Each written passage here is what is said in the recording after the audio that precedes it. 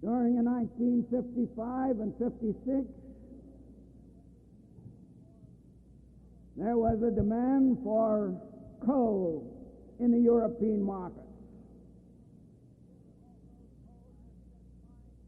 Although coal had been mined in Europe for hundreds of years, they had let the industry deteriorate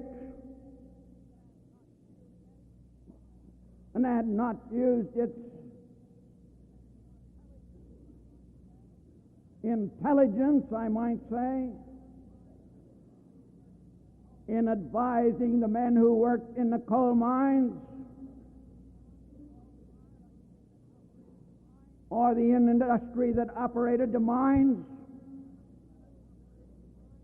of what was necessary to maintain a production level that would maintain the economy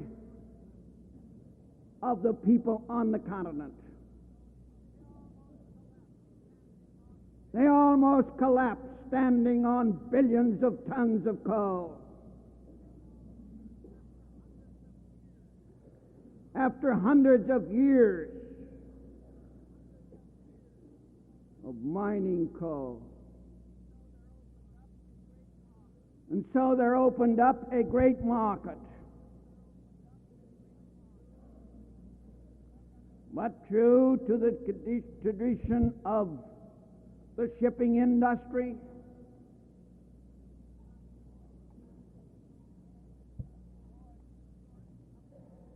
and Lloyd's insurance companies that controlled the cargo rates, they thought they'd make a killing and prevent American coal being marketed in Germany and Italy and France and Belgium and in Great Britain. So they drove the cargo rate up. To, I think, approximately $14.50 a ton, which plus the cost at the mine, the transport to the tidewater, $14.50 a ton, cargo cost would prohibit the mining production in America to enjoy that market. So what did your union do about it? We didn't sit on our hands. Through President Lewis, he went to the government and said those Liberty ships tied in the James River and on the Columbia River and in the waterways of this country ought to be used to transport American production into these vast markets that needed it to sustain life. So we joined with the railroads, the coal operators, and organized American coal shipping.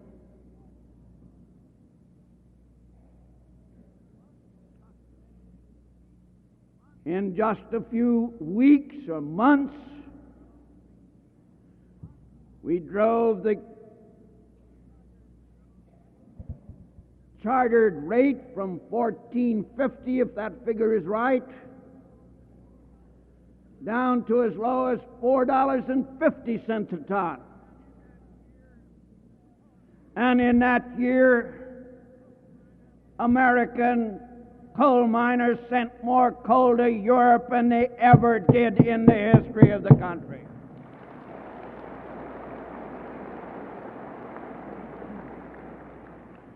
And every ton of coal that was mined, you got the highest wage scale there is in any industry in America,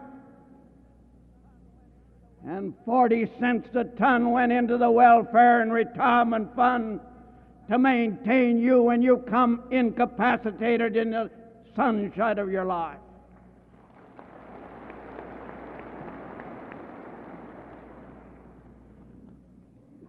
So the American Coal Shipping invested some money in the Bull Shipping Line Company.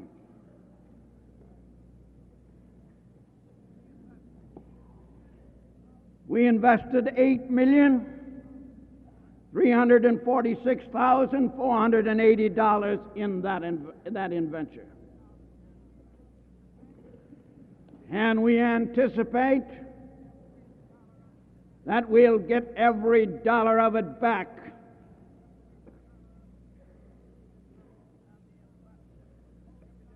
And the investment has contributed not only to the stability of the coal industry, but it's helped the population of America as a whole.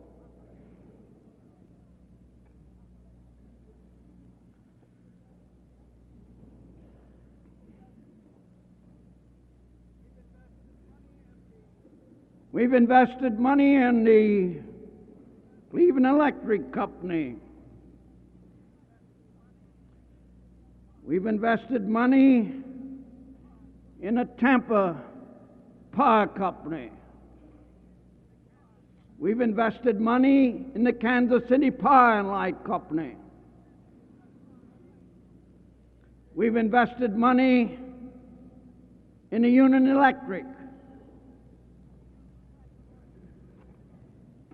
We've invested money in the Illinois Central Railroad. We've invested money in the Tricontinental Corporation.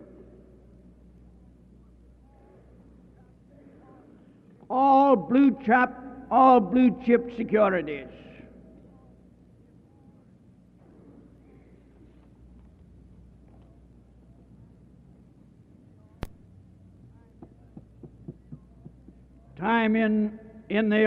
They've all paid interest. They've all increased in value. And in 10 years, take this home, in 10 years, since 1950,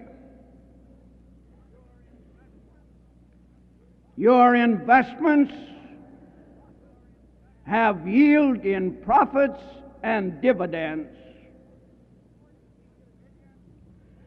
$14,623,297.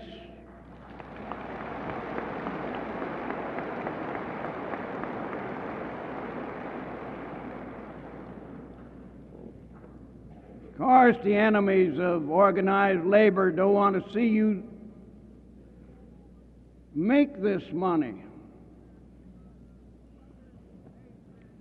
There's two other major investments that we have participated in. One, in a chain of banks that's known as the National Bank of Washington.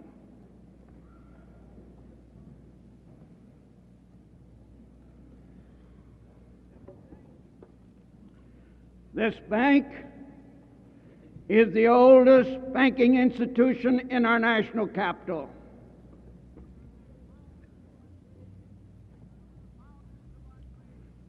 Some of the founders of our great country were depositors in that bank. Their names are recorded upon the financial records of that great financial institution.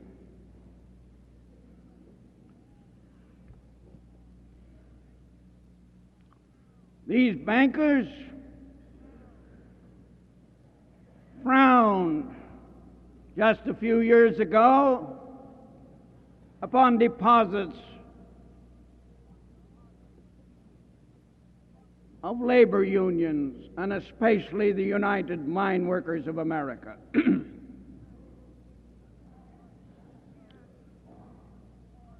We had money deposited 10 or 12 years ago scattered all over the country in small amounts.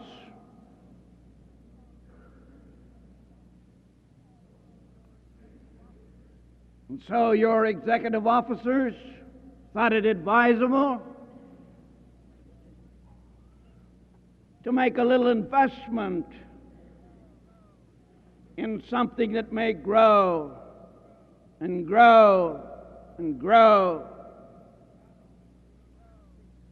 perhaps be beneficial to not only you, but your children's children.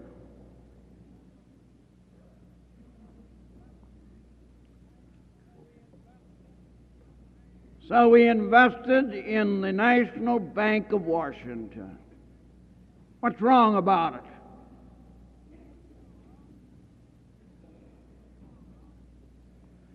And in loans and in purchases,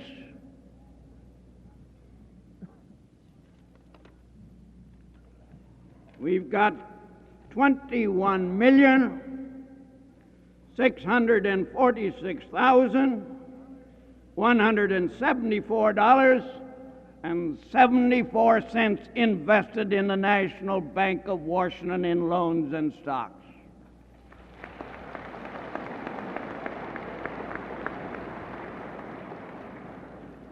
Well, how about that? We can sell it if we take the market price now,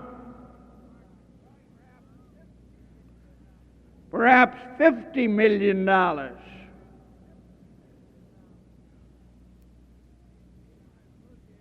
But me thinks, and my associates thinks, that those 12 banking institutions in the national capital, if the American flag continues to fly over our great capital, and I think it will,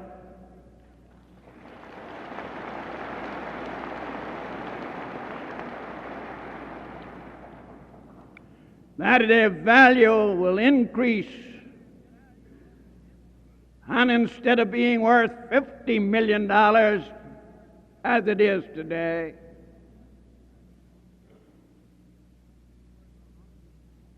might be worth $100 million 10 or 15 or 25 years from now.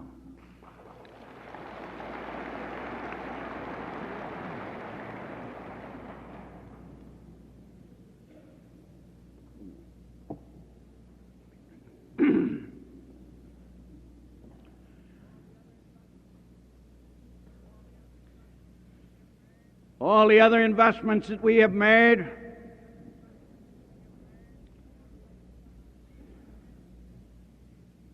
has been made in trying to help the distressed coal industry maintain the industrial-wide wage contract. We have loaned or invested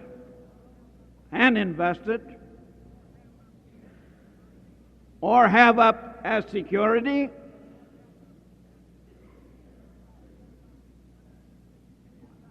some $26 million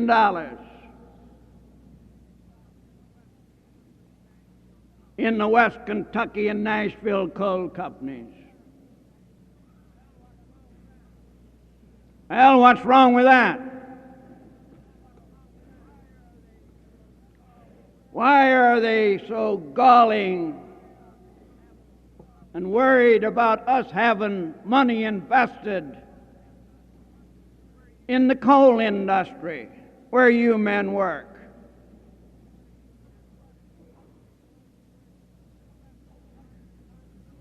The West Kentucky Coal Company operated their mines non-union for 80 years.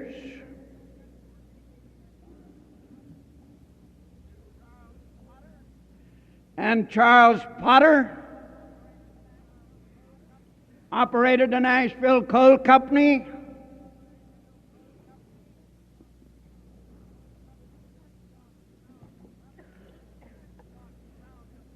with cement blocks around the property, manned with guns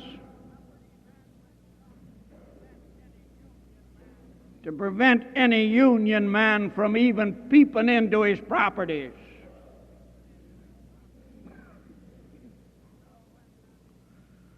And so when that liberal financier asked for a line of credit to invest in the stock of the West Kentucky Coal Company,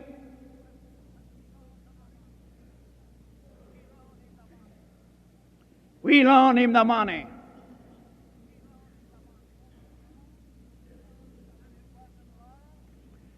And it wasn't long. From 1951 we started,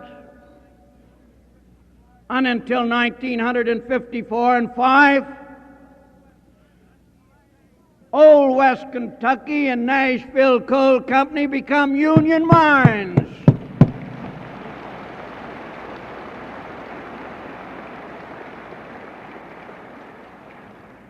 Why, they liberalized that country down there. And if I haven't been misinformed, they've become so liberal that now they want to liberalize the United Mine Workers of America.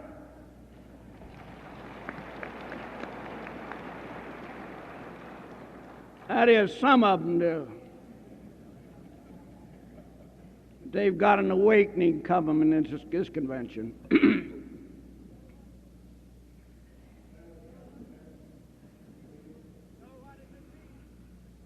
So what does it mean to the coal miners in America?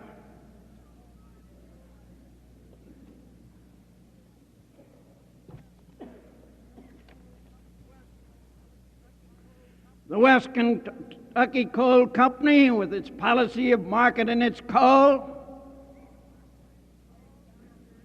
was breaking the wage standards or the price of coal down in every market that it could penetrate. Indiana and Illinois' production was constantly being attacked by the low wage scale paid in those mines. And the sales marketing policy of this non-union coal company.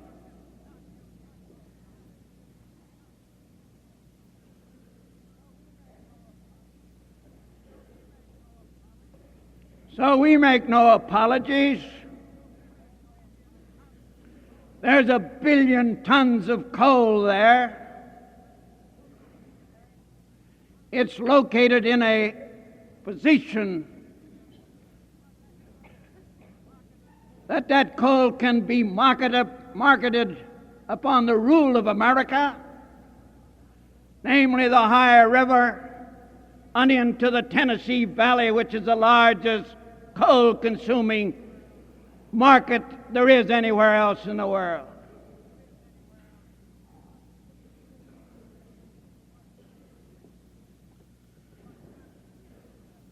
So what's happened to that investment?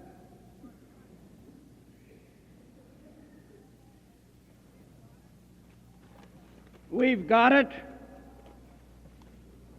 and all of these loans and securities and stocks and bonds are locked up in a lockbox in the name of the International Board United Mine Workers of America in the National Bank in Washington, D.C.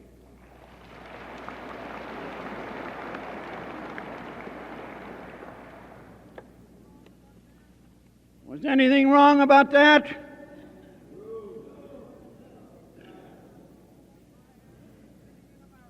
Why, every city in America has got a standing committee, either created by the Chamber of Commerce, the Manufacturers Association, or some other civic club. It's got a new industry committee soliciting industries all over America to come and locate in their city. Some providing factory-built tax-free to them for a period of time. Water facilities made free for them. Fuel given to them at a reduced rate.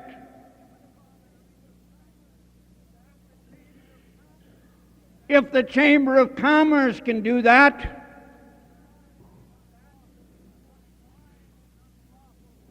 why is it unlawful for the mine workers to help maintain an industry in the location of a coal mine in a coal mining community?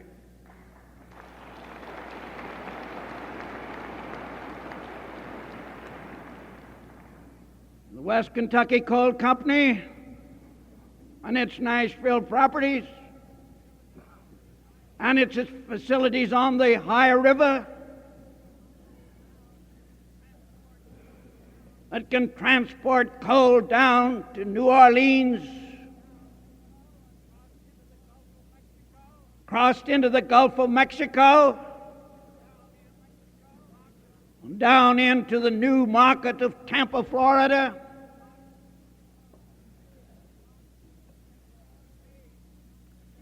Has paid union wages to the extent of $81 million since we organized them.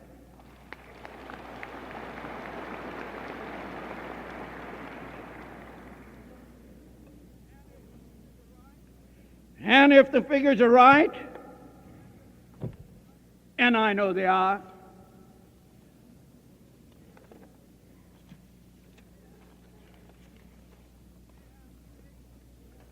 they have paid some $14 million into the United Mine Workers of America's Welfare and Retirement Fund.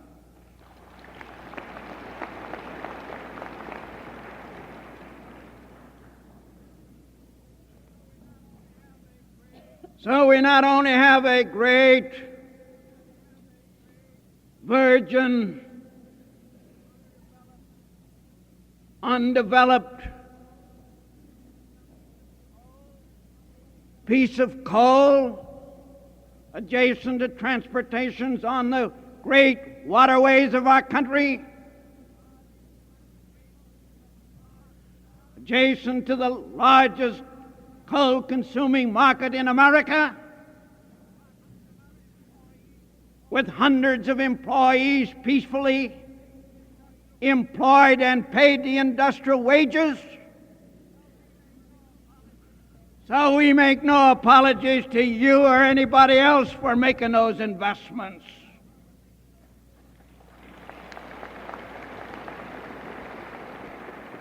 And especially to those corporate interests that is so worried about the financial structure of our great union and the soundness of its policy.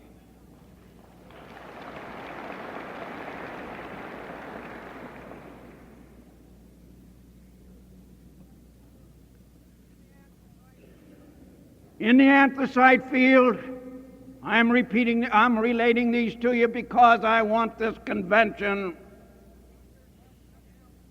to either condemn or commend or approve the action of your executive officers.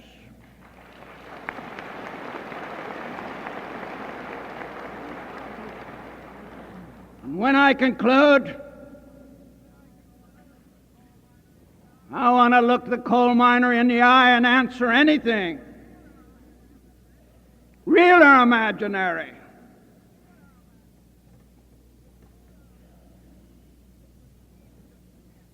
that would lead to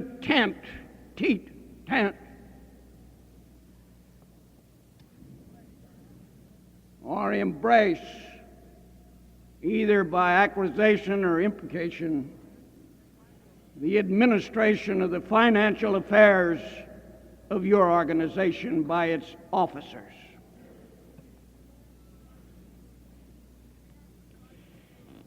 In the anthracite field,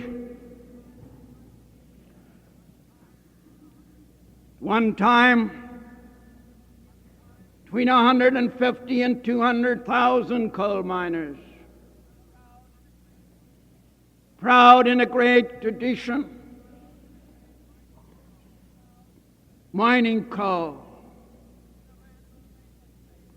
And a man by the name of Bates, in 1848, organized the first union in America in the anthracite field.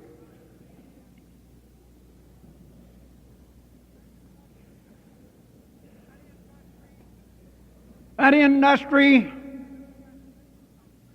was a domestic consumption industry, is a domestic consumption industry. For years, it was used by the great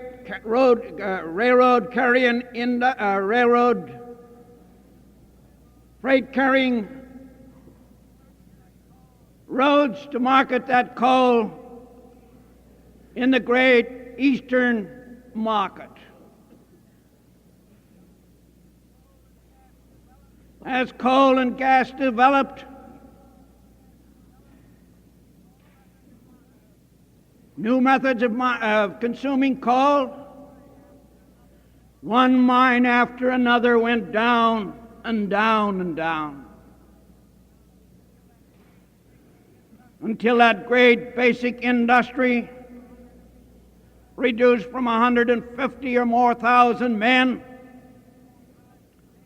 until less than 20,000 men work in those mines.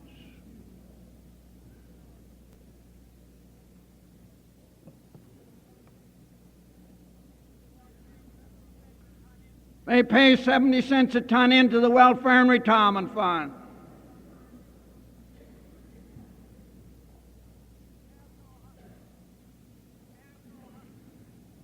They have no hospitalization plan.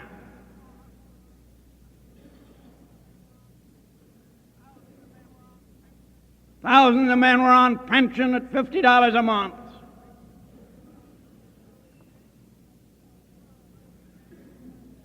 And so we made loans to the Anthracite Welfare and Retirement Fund with the approval of the International Executive Board, until such time that we can work out arrangements to make it solvent and put it on a paying basis.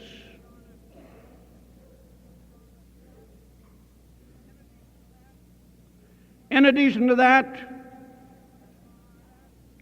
in one of the large sections of that region, some 1,500 men, or more than that, with the surrounding investments in homes, in business places, in schools, churches, hospitals, and an entire community was about to lose its only source of income, with the blighting effect already upon them from other sections.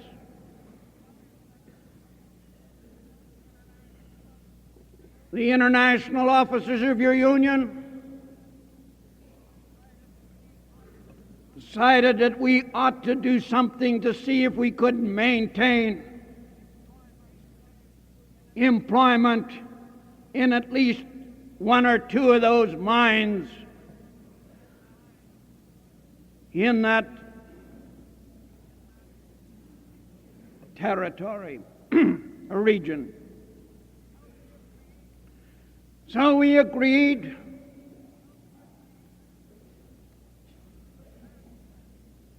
to advance credit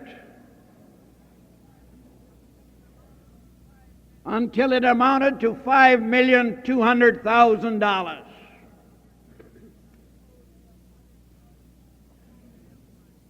To the Coaldale Mining Company.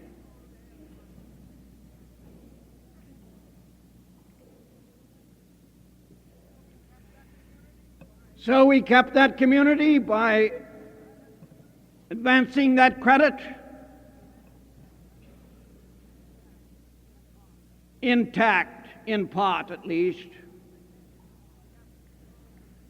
We kept those men employed in those mines, in that mine,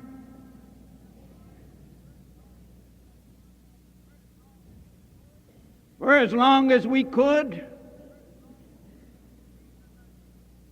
receiving the industry-wide scale in that region. And they paid out in wages some $40 million that was spent in the anthracite region to help maintain some sort of a stability in that distressed era region.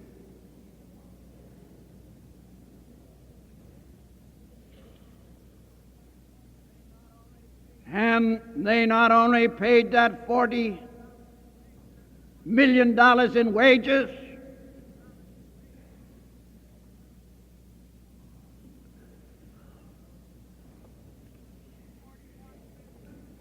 $41,325,000 was the correct figure.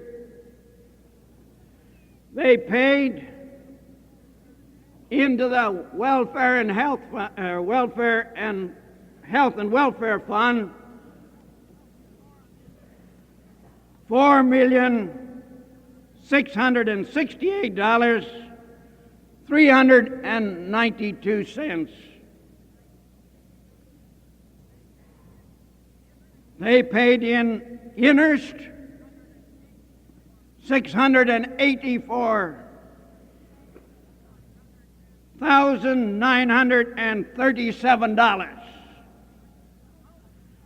The amount of money paid into the welfare fund, the amount of interest on the investment, the amount of dues they paid to the National Union amounted to $700 more than the advancement we made them to maintain that mine in that community.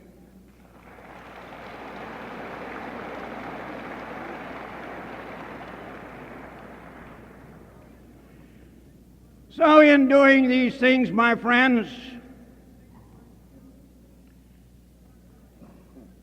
we brought about the stability in the Pittsburgh Midway properties. We brought about Kansas under contract.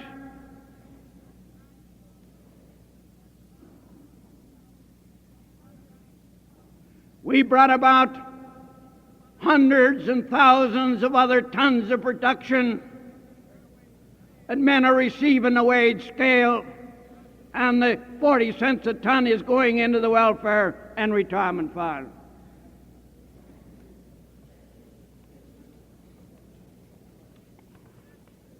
In addition to this,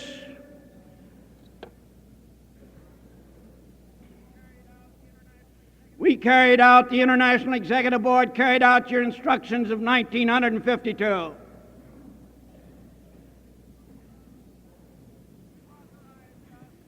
You authorized us to set up a pension plan for your employees.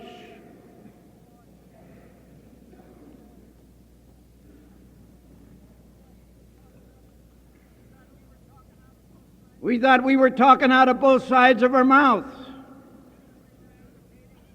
when we were advocating a pension plan from the coal operators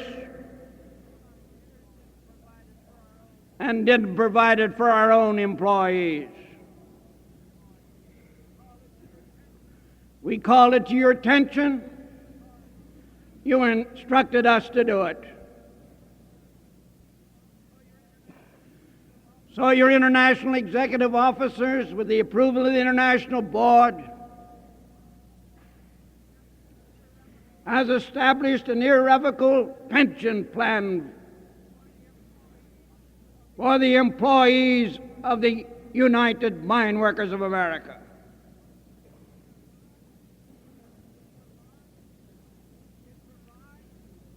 It provides for the lower bracket wage scales approximately 50% of their wages. And the higher they go, the less percentage they get, excluding of the 3 international unions, or international officers.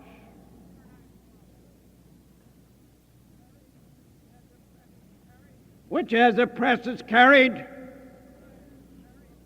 provided that in the event the international officers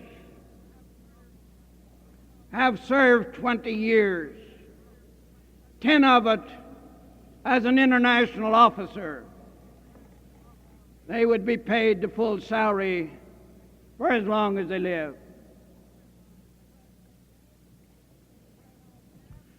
The press has said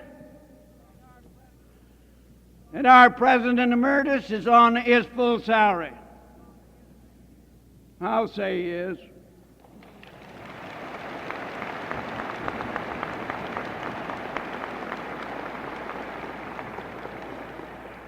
Anybody opposed to it? You know of any more John Lewises in the coal mines in this country?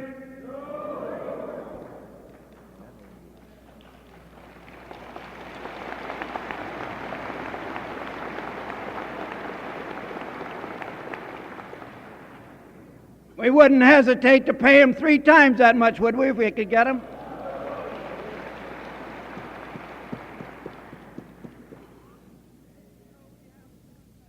So we have done that.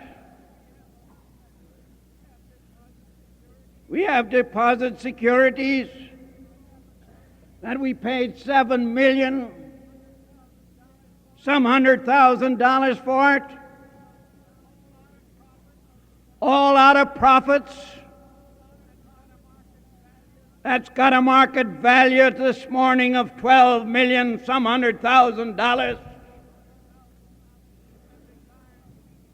As a guarantee of a pension for all of your employees when they superannuate or retire. Someday, I hope, and it's not impossible, that we can get the coal operators of this country and all other employers of labor in America to set up a irrevocable trust fund that will guarantee that when their employees become incapacitated or become too aged to be employed, that there'll be a pension fund provided that will guarantee him and his loved ones that they can sleep in comfort and enjoy the sunset of their life under the guarantee that they've earned it during their production years.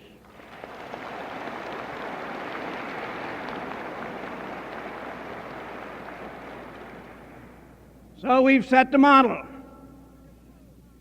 We want it approved.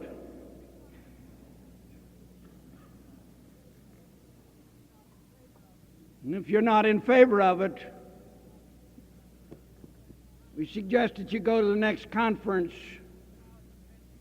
and espouse a pension plan for your associates in the Mine Workers Union and see how far you get. So, my friends, we've taken this time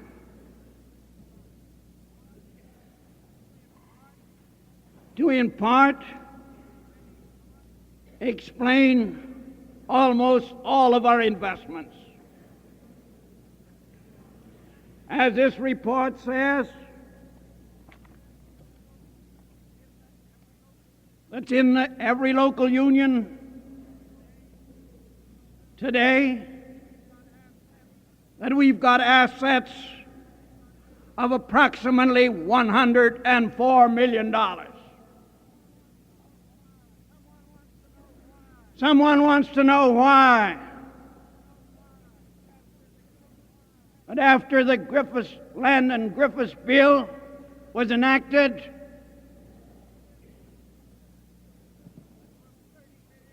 that from 30 million was reported to $110 million. Well, if he'd read his report sent to him every 6 months, as it has been done for 50 years by this union, he could have read the record that showed that every dollar that was sent and paid in by the membership of our union was recorded and sent to his local union every 6 months as provided for by our Constitution.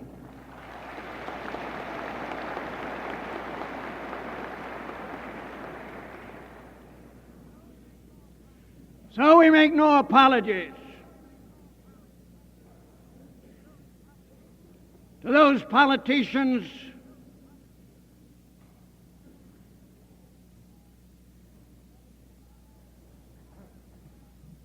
that espouse free elections. John Lewis and Tom Kennedy, John Owens, Tony Boyle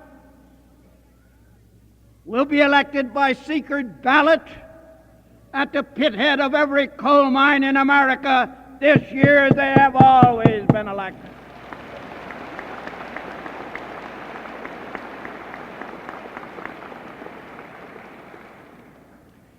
And anybody that can get 5 nominations for president could be a candidate for president of our union. Can you imagine a congressman and a senator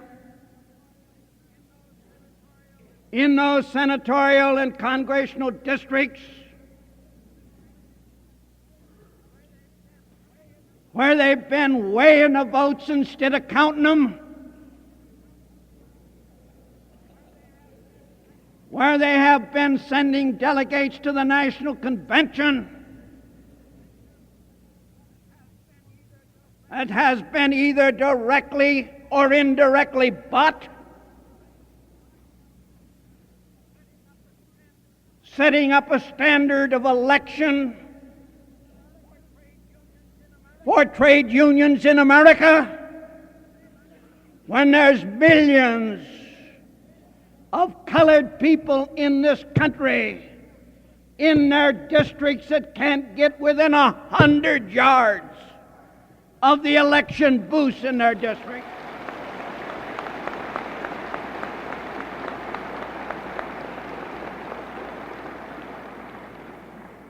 Where they've shut them down, disqualified them.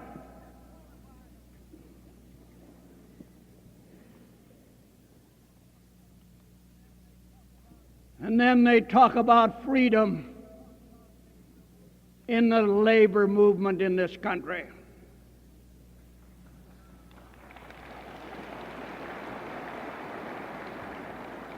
And they talk about absconding funds.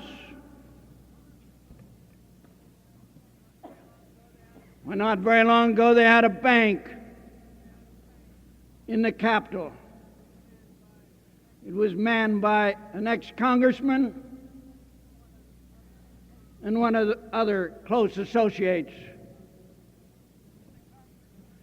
And the congressman would invest or would deposit their money in this bank. It's called the Congressional Depositors Bank.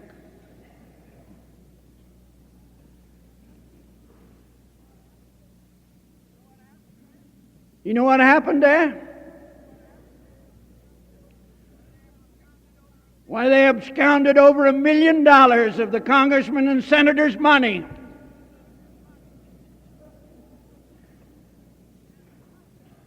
And the congressmen meet in special session or regular session and then vote out of the general appropriation sufficient money to cover the shortage that their own associates had stole from them.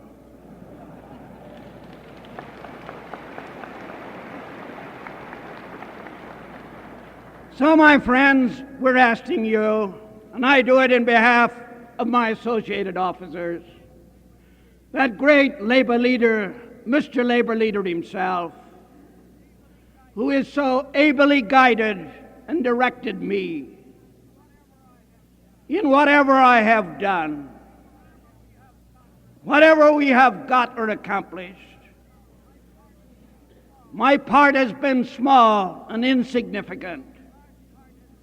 A large part has been played by our distinguished President Emeritus, our distinguished present President, and my associate Tony Boyle and the International Board. What we've got, let's keep it. What we've got, we're proud of. God bless you and maintain it.